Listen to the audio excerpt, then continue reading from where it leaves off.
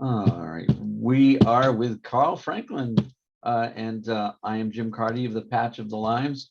And Carl, musician, keto expert extraordinaire, blogger, podcast guru, IT, Mahaf.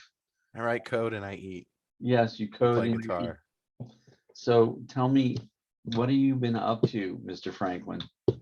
Well, which part of my life do you want to hear about I first? want to hear about KetoFest in particular because that is fast approaching. Give me the high level Sure. details. Yeah. Okay. Well, KetoFest is a sort of a keto science conference wrapped in a block party, wrapped inside a food festival, wrapped inside another block party. So it's whereas conferences are for professionals, festivals are for people. So Yeah. we wanted to have a celebration of the ketogenic lifestyle.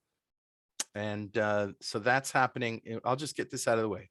That's happening July 16th, but their VIP tickets or all access passes Mhm. that you can get. That'll get you into the VIP party Friday night and also get you upstairs with the presenters as they present. So it's the 15th and 16th. 15th if you get the all access pass. Okay. Yeah. Go to ketofest.com. Now, let me just tell you my keto story in general. So keto is short for ketogenic, which means a way of eating that not suppresses, let me say that again, doesn't suppress anything Well, except go bad get stuff. your ketosis is the goal of the ketogenic diet. Yeah, that's right. You're said to be ketotic, or a ketogenic diet is one in which ketones are produced for fuel. Mhm. And glucose is the fuel that we're all used to, but our bodies have two fuels that they run on. One is glucose, but of more ancient and very much older, and I would say even more perfected and more reliable um, fuel are ketones. And ketone bodies are um, water soluble, these little things that essentially are energy for your body. And all your cells know how to use ketones. Your heart loves ketones. Your brain loves ketones. Mhm. And it's only, because of the Industrial Revolution and the processing of sugar and flour and all of that stuff that we have had so much glucose in our diet. And so that's not natural. So the ketogenic diet harkens back to a more ancient time where we ate meat and we maybe grew vegetables, Mhm. and that's what we ate. And so what happens is, when after a while of your blood glucose going low, um, your your liver starts producing ketones. Mhm. And it's not a dangerous situation at all, because that's what your liver does. There's a confusion maybe between ketosis and ketoacidosis. Mhm. Ketoacidosis can happen in type 1 diabetics where they don't have enough insulin, and you can essentially create so many ketones that you go into, you know, uh, this ketoacidosis state, which is very dangerous. Mhm. Mhm. But if you have a normal liver and your pancreas creates insulin, and you have, um, and you just cut the carbs, you go into what's called nutritional ketosis. Mhm. Mhm. So in nutritional ketosis, it's a wonderful thing. And that's what the whole Atkins diet was based on. The difference between the modern ketogenic diet and the Atkins diet is that Atkins didn't put a lid on protein, and he didn't know. There Mhm. was no science that showed that an excess of protein could cause, you know, problems with your kidneys, whatever, buildup of Yeah. uric acid. I don't know exactly what happens, but too much protein turns into sugar. Now you have sugar and ketones, and you've got more stress on your kidneys. So that's where that all came from. The modern ketogenic diet, I think, was defined by Stephen Phinney and Eric Vogel in their amazing book, The Art and Science of Low Carbohydrate Living. Mhm. And so a well-formed ketogenic diet is kind of like the Atkins induction diet. It's 20 grams of carbs or less per day. But unlike Atkins, where he just said, eat all the meat and protein and fat that you want, there's a limit on protein per day, and it comes from your lean body mass. And you can calculate your lean body mass online. You can just type in lean body mass calculator into the Googles and it'll take you there. But it's essentially what your body would weigh if you had zero fat, lean body mass, right? Yeah. So it's basically, the formula is 1 to 1.5 grams of protein for every kilogram of lean body mass that you have. For me, it turns out to be around 100 grams a day. But, a 22-ounce ribeye could be 60, 67 grams, 70 grams, right? So you gotta be careful with the protein. Yeah. So that's basically the ketogenic diet, and in a nutshell. And I have been on it since 2016. I got diagnosed with diabetes in 2015. I was 366 pounds, and I went on the ketogenic diet, and I started the podcast, Two Keto Dudes, in February. And by December, I had lost 80 pounds and became non-diabetic, and I just felt great and everything was awesome. And then it sort of plateaued for a while. And, we stopped doing the podcast, and, it was kind of a bummer. Richard, my partner, had to go back to school. So we sort of stopped for a while. Yeah. And, took my eye off the ball a little bit, but I was maintaining a little higher than my low, but I was maintaining. And then pandemic, and the pandemic really screwed me. I caught COVID very early on. And I don't know what happened, but it seems like everybody who was on the ketogenic diet that I know, Fell off the wagon while sequestered. but even if they didn't fall off the wagon, they gained weight. Like, something happened with COVID that really We were all screwed pent everybody in up. like veal, man. I mean, it's like it was just a very Horrible. abnormal. Yeah, I gained a ton. I hit my top weight. I don't dare mention it, but I'm down 70 pounds from my top weight now. Dude, that's amazing. And congratulations. Yeah, I've been working it hard, and I was going to tell you, I heard something from a doctor online the other day that not a huge revelation, but he said, you're talking about carbs and glucose versus ketone. And he said, it used to be the fat was, the deep, dark evil when we were growing up, with the food pyramid and everything like that. Don't have too much fat, not too much butter, not too much oil. And then he said, what we've discovered is that it's really the glucose, it's the sugar. And what it is that, if you go and you get a Big Mac with French fries, and we thought it was the fat, in the fries. the fries or in the burger. Or in the burger, right. Nobody suspected it was the bun. That was laughable. The bun and the fries, and exactly. And now that's what we've realized, is that the fat actually helps you burn fat. That's right. Yeah. And so I got a book for you and your viewers, The Big Fat Surprise, thebigfatsurprise.com. It's by Nina Teicholz. She and Gary Taubes, I think, were the two pioneers of, figuring out that sugar was the problem, not fat. And by doing research. So Nina actually unearthed some studies that had been buried that showed that saturated fat was not only safe but protective. Like it's like a high crime drama, this book. It reads. And when was this published, Carl? I'm sorry. The Big Fat Surprise, I think it was 2017 or 2018. But the data New York Times bestseller.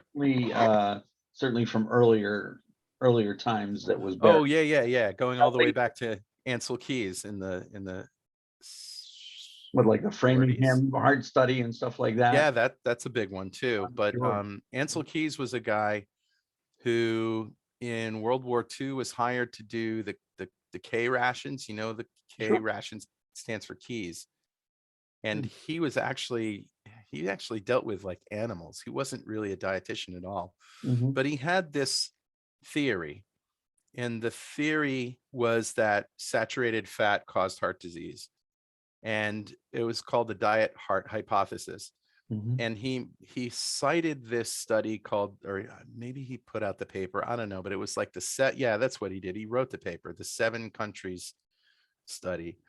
And he basically looked at 7 countries where their consumption of saturated fat was high and their instance of heart disease was high. The difference is, or the problem is, that he started with 50, 60 countries with a list and cherry picked the ones that fit his hypothesis. Mhm. And so there were other countries where there was a high fat consumption, like France, Right. Olive you oil know, on everything. yeah, in And Italy, butter right? even. But the butter is more like my Kerry butter, I'm sure in France, that's from Well, the out. French is a classic paradox. They eat a lot of fat, Yeah. and yeah, they also eat bread, but they eat a lot of fat, and yet there's like practically no heart disease. And there were other places as well. So, and the opposite was true. There are other countries where they ate very little fat and had lots of heart disease. So Mhm. clearly, the correlation, not just causation, but the correlation between saturated fat consumption and heart disease was non-existent. If you look at all of the countries, Yeah. he cherry picked these 7, and he was a very influential guy, and he influenced the government, the U.S. government, Mhm. to create these guidelines, right? And it just so happened at that time the U.S. government was getting lobbied by the grain industry very heavily, and the sugar Mhm. industry, and grains, cereals and the like, seem to be a really good solution to worldwide food distribution, like, and especially in the United States, and Right, it can especially be during the stored war. for years in a silo. It can be distributed easily. Right. Yeah. Yeah. Right. And so they looked at grains Yeah. as the sort of savior food, and therefore the pyramids came out. Oh, there's so much more to the story. The Seventh Day Adventists. I'm sorry if any of you are Seventh Day Adventists, but Seventh Day Adventists have a long history of influencing the dietary guidelines towards vegetarianism, Really? and they make no bones about it. But they've been very, very influential in influencing the dietary guidelines, and the guidelines um, uh, pretty much dictate what people eat. And yes, they put out the food pyramid for you and me, and you can eat what you want. But schools, the military, um, you know, Right. Their any dietitians try to adhere to this. they all have to adhere to those guidelines. Yeah, Oh, they have to. Yeah, I guess that's true in school. military, Military, really. schools. Yeah, anything that the government touches, basically, that has to do with food, Of course, goes they with count those ketchup as guidelines. a vegetable in schools now. Oh yeah, that was laughable, wasn't It's it? ridiculous. You know what I was We're gonna both interject? children of the 80s, so we Right, remember when right. Ronald Reagan declared ketchup a vegetable. Isn't that insane? But, when I spent one summer in France when I was about 13 or 14, and, the food that we ate was sourced at farmers markets, all Yeah, of it. real food. And real food, the people that lived next door to us were subsistence farmers. The Mhm, people across from them, uh, raised their own chickens and rabbits and mhm, had some food growing. And everything at the markets was locally sourced, mm, whereas everything in this country is Monsanto seed. yeah, It's factory farms. I've covered right. Farm Aid 6 times too, so, as cuckoo as I think some of those folks are, like John Cougar Mellencamp with his F-bombs from the stage, but I believe in what, Willie and Neil Young espouse of, source your food locally, source it at farmers and There's from also farmer to market. something, like you say, there's something really wrong with the US food supply. I went to Portugal for a week. All Yeah, right. I know I what I saw the weighed when I pictures. left. Look so good. Oh yeah. Don't you want to just move there? Well, I plan to retire part-time there actually. Take me with you, because that's where I want to end up too. Yeah, So but go ahead. Yes, please. so yeah, I'm in Porto, Portugal for a week. I'm at a software conference that I'm speaking at, and there's a lot of downtime. So I know what I weighed when I left, Mhm. and I did not follow the ketogenic diet the whole time. I mean, I ate low carb most of the time, but I You drank enjoyed yourself, right? I drank a lot of wine Yeah, babe. and and some whiskey, and there were occasional meals, probably 2 or 3 meals that were just the Portuguese equivalent of tapas. Just bring it on, bread, whatever, bring it on. Next I plate. Next plate. I came home like 5 pounds lighter, and I just ate what I would normally eat here and drink what I would normally drink here, except that I don't lose any weight otherwise, right? I mean, that's insane. And I didn't have cravings, even though I was eating bread and stuff. It didn't make me crave more. Like there's something in the flour or in the Yep. My friend whatever. comes from Verona, Italy on tour. He's a guitarist, and he comes for a month or 2 months at a time. He's here Is that currently. Roberto? It's Roberto Morbioli, Yeah, he's and awesome. he's great. And he says, Jim, I gained 10 to 15 pounds in 2 months in the US. Yeah. And that's just not 10 even to 15 trying. pounds in 2 months. Yeah, and he doesn't go crazy. And No. he's out there performing his heart out Yeah. almost every night that he's here to work. Right. And he said there's absolutely And he something, probably in Italy eats pasta and bread and bread and whatever, right? I mean, it's Italian food. yeah. It's just good food. I don't know.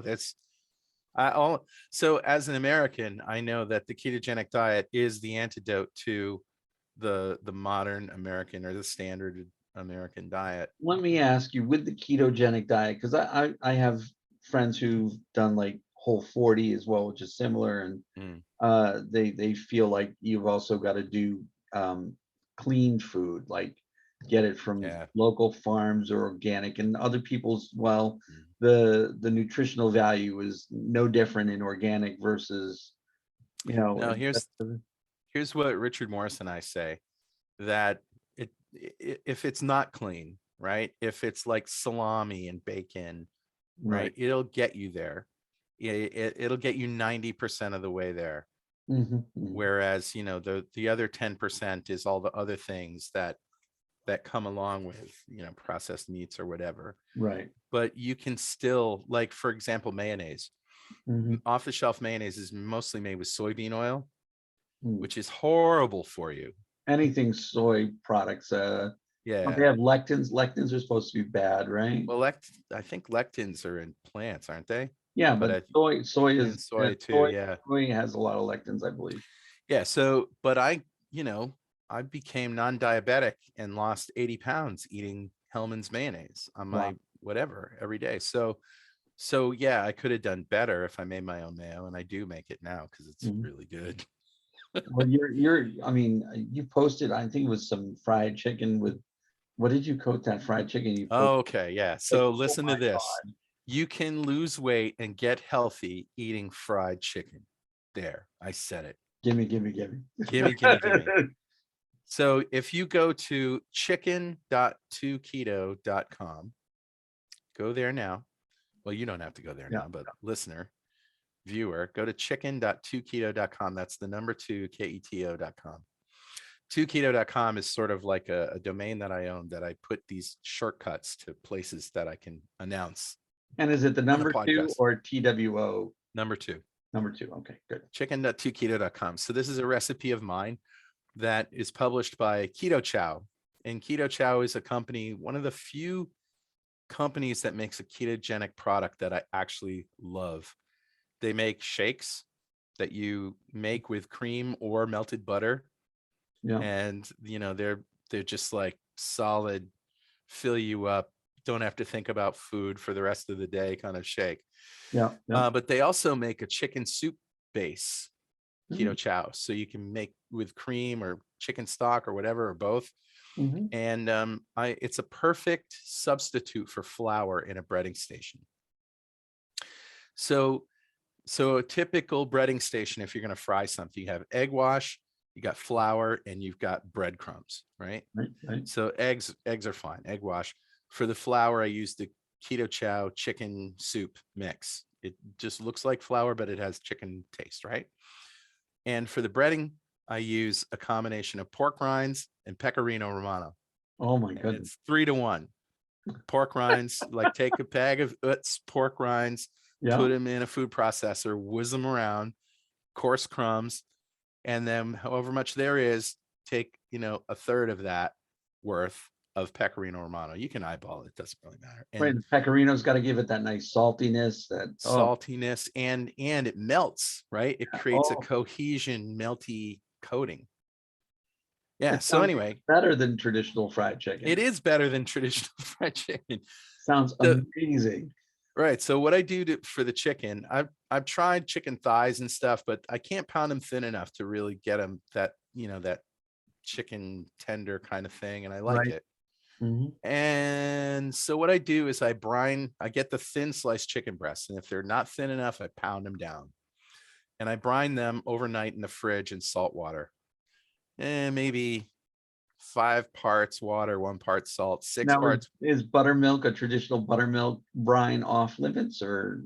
No, it's not. Buttermilk, it does have some carbs, but I mean, if you're just going to brine, then you wash it off Yeah, afterwards yeah. anyway. So no, Just I don't gotta think so. ask a question.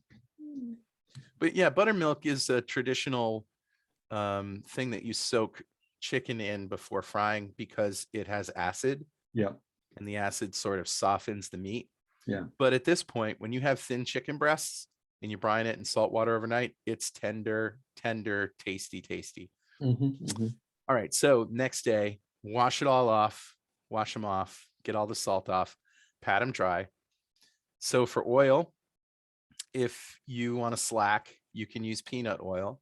Mhm. But listen to me, don't use peanut oil for anything else but deep fat frying at a high temperature, because you want as little of that in your body as possible. It is the best vegetable based oil for frying, right? It's better than canola. It's certainly better than corn oil. That's horrible. I know It's you're better gonna say than, avocado oil is what you're using. Is well, that? avocado oil is very expensive, It is, right? it is. Now, I used it for a while, but it was a very expensive alternative. But here's what you can do. You can go to a butcher and get lard. And Nice. believe it or not, lard is pork fat, tallow is beef fat. I love Lard tallow. and Taste lard of and tallow. tallow are the most healthy fats for frying, the healthiest. Yeah, no kidding. Yeah. Yeah. So use There's no lard. processing whatsoever. So I know. No. So And it's shelf stable. yeah. The whole reason that Oh yeah, you can put it in the freezer and then defrost it when you need it. you don't even need to put it in the freezer. You can just keep it on the counter. It's shelf stable. Yeah, yeah. Yeah. So I wanted to ask you, Mm, um, so obviously your tallow, your pork fat, mm, is not processed, and in the American diet, especially in the 70s when we grew up, mm. hydrogenated fat was what was Yeah. keeping shelf stable. Yeah. Now, what are they doing to our cooking oils? Are they when they process those to be more long lasting? What is going on with our oil? It's a terrible thing. Like I mean, the process is so involved and involves high pressure and high Mm, heat, and it damages the fats. mhm. There's no other way to say it. It just destroys the fats, and those fats cause all sorts of problems with inflammation and leaky gut syndrome. Like the list goes on and on. I'm glad you brought up hydrogenated oils, though. Crisco, absolutely bad, bad, bad, bad. Yes, yes. Margarine, disgusting and bad. Fried Margarine is fried oil that's Oreos whipped out. so it looks like butter. Yeah, What's that? fried Oreos are out. Fried Oreos. Yeah. Well, Oreos, anything are pretty much out. Yeah. But I have a great recipe for whoopie pies. Oh, no kidding. Yeah. So Telling you, man. I tell you, Work in Carl, a restaurant. my favorite part of KetoFest. So what number KetoFest is this now? This I will be want- the fourth one. 2017, 2018, 2019. And Yeah. this will be the fourth one, So 2020. I think I've been to almost all of them. I think I've been to all of them. And man, the cooking demonstrations are my Mm, favorite. yeah. And I just want you to give people a feel because obviously we both love to cook. Yeah. And we know some of the science, we know flavors, Hmm. and there is definitely some science and know-how Hmm. in cooking properly in the ketogenic diet. What can Yeah. people expect in your cooking There demonstrations? will be 3 cooking demonstrations on Saturday the 16th. The first one is Richard Morris from Australia. He's the other 2 keto dude. He is cooking crispy pork belly with slaw.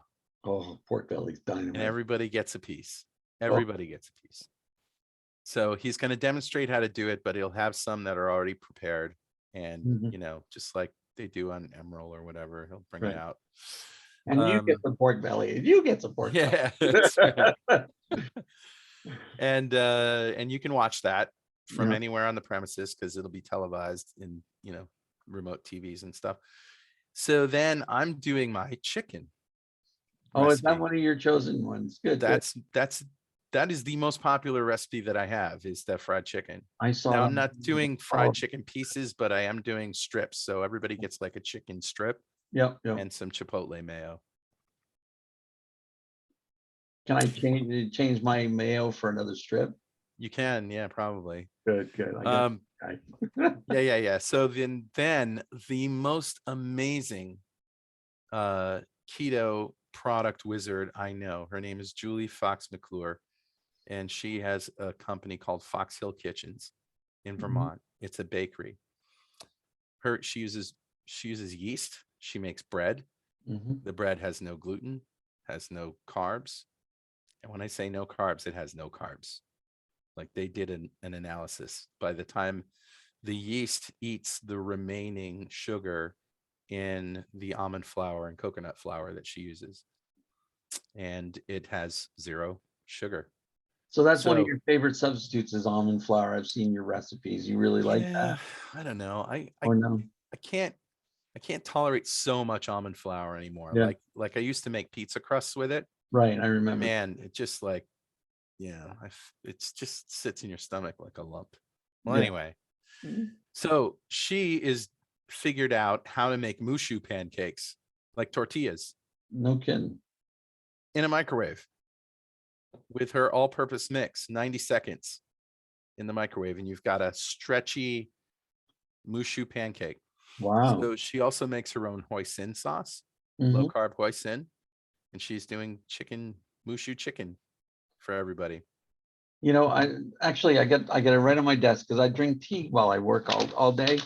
This is one of my secrets is I got erythritol with monk fruit sweetener. Yeah. Yeah, that's a And good one metabolically. yeah, and I was struggling to get rid of sugar out of my diet, Mm-hmm. and I identified where I had it, and Yeah. I like my green tea sweet. Yeah. And my dietitian was like, "Well, Jim, you gotta just not use sugar." Yeah. And I went out and I kept trying different sweeteners, and I know you recommended some things, and uh, Allulose. yeah, yeah. So yeah, but Yeah, allulose is my favorite sweetener. I've tried them all. yeah, I've tried allulose too. That and they vary a little bit in price and whatever. Yeah, well, it's more expensive, that's for Yeah, sure. allulose is pretty expensive, but Yeah. this I can get at Costco, which is good. Yeah. And Mm, it's not bad, yeah, bad. Erythritol, the only problem I have with it is it gets crystallized. It's Mhm, hard. It doesn't really dissolve all that well, but if you can yeah. put up with that, it's good. Well, it's just going to my tea. I'm not trying to bake anything fancy with it or anything. Yeah, right. Yeah, But if you like it, good. Great. yeah, it's serving the purpose. Right. It was just about me strategizing where I needed to fix my diet. Yeah. I was allowing myself like one pizza night a week, and I cut Mm, that out, and it really helped. It made a difference, man. yeah, But for sure. we got about 9 minutes left on Okay. the free time on the Zoom, so I want to make sure we get everything else in. So Okay. so the VIP party, if folks and they should sign up for the VIP ticket, but Yeah, get the all access pass because you'll get into the VIP party Friday night, and that's going to be a good dinner as well.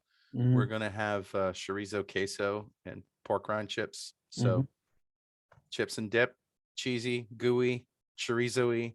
What's not to love? We're going to have like a room temperature marinated green bean salad. We're going to have 48-hour sous vide chuck roast, You love the and sous vide. I I love the have sous yet to, vide. yeah, man, that's intriguing to me. I got to get into that. Mm. Um, Yeah, so that's you basically take chuck roast, which is a cheaper cut of meat, you put yeah, salt on it, you put in a vacuum sealer bag, and you cook it at 134 degrees for 2 days, 48 hours. wow. And it comes out as tender as filet mignon. even more tender, just Oh, like it doesn't butter. come out like a pot roast that No, you would have, it's that you've cooked to because of the death. No, lower cooking temperature, nope. Yeah, what's it's the medium rare from edge to edge, but all the Mhm. fat is melted and it's just like butter. Wow, that's nuts. That's awesome. I Yeah. have heard of cooks using chuck roast because it is so marbled, uh, Hmm. in various ways that you were like, wow, it ends up being a beautiful cut of meat. And Yeah, you just got to break down that connective tissue, and that's what yeah, the sous vide does. But it takes 2 days. wow. Yeah, so we're doing that. I think Richard's making cheesecake. We're doing yeah, that's it. Oh, the other thing I want to tell you about, uh after on Saturday, after 5 o'clock, right? We're Mhm. having a food party then. And Julie is making grilled cheese sandwiches with her bread. Oh, And great. yeah, so you'll have grilled cheese sandwiches, but that's not all. Robert Ramsey is going to be smoking brisket and ribs all Oh, day. yeah. And so that'll be served. And I'm also making ice cream. Oh, So it's going to wow. be, you're going to get plenty of food. Yeah. Well, that's the On way to top try. of that, there are talks. Yeah, Yeah. you do get an awful lot of experts, and I remember sitting down and meeting so many nurses and doctors Yeah. and educators at KetoFest. Just Mhm. the time where you have to socialize and meet Yeah. people and network Yeah. was so valuable, and everybody was so open to meeting other people. And they were so friendly and it's such a positive atmosphere that you fostered in this event. It's really true that we need this kind of event because Yeah. it's a shame-free zone. A Hmm. lot of us fell off the wagon and nobody's going to. This is the one place where you can go where you won't be judged by the way you look. No Yeah. matter where you are on your journey, you will be welcomed and people will share their knowledge with you. Yeah. No, I mean, I'm in the middle of a do-over weight loss journey myself, and you Yeah. always embrace me again whenever and say, Yeah, of "You're course, doing man. great, Jim." And Yeah. it's so encouraging. And I couldn't have done what I've done so far without friends being supportive. Oh, It's meant a lot. that's great. So I really appreciate it. So you've talked about Julie as I assume she's a sponsor with her products. Are there other Mhm. sponsors that you want to mention? Yep. Keto Chow will be there. Pardon me. Oh my God. Hey now. Keto Chow will be there. I think we might get some chocolates from England. I'm Hmm. not sure. There'll be a couple other tables set up, but Good, good. yeah, not a whole lot of vendors. That's not what we're about, you know. No, I understand, but the products and Mhm. having the knowledge of these products that can be Yeah. helpful in Yep. your journey is really great. Yeah. So anything else we need to know? You want to run down again where people can get tickets and Yep. Go to ketofest.com, KETOFEST.com for tickets. And if you want to listen to the podcast, and I highly encourage you to do that, Mhm. we have over 200 episodes and it really chronicles my journey and then some. That's at 2ketodudes.com. That's the number 2 Keto Dudes, or you can just search for 2 Keto Dudes wherever you get your podcasts. The other thing is, and I have people all throughout New England that will get this, and New London, where this event is right smack in the middle of New York and Boston. That's right. There's no excuse to not jump on a train It's and a jump walk off from on the the train. and yeah, you literally at the train station. Mm, You're in the heart of Keto Fest. yep, that's right. So No it's actually excuse. easy. You don't need to bring a car, and Yeah. Good it's. luck finding a hotel though. I They're was actually really just going expensive. to ask you if, yeah, there was a hotel I partner. just go to Expedia, put Mm. in New London, and then search by distance. And then you can find ones that are available and how far out they are. Yeah, But Airbnb is also a really good resource. right. But we are a summer destination where we live on the Yeah. shoreline. Yep. This is probably the last one we're going to do in the summer. Yeah. The next one we do will be after Richard is out of school and we can Mhm. do them in the fall. Cool. Carl, I can't thank you enough for joining me and Welcome. giving us a My little pleasure. education. And we'll see you at Keto Fest, my brother. All right. I'll see you there, buddy. All right, man. Thanks so much. Yep. Take care.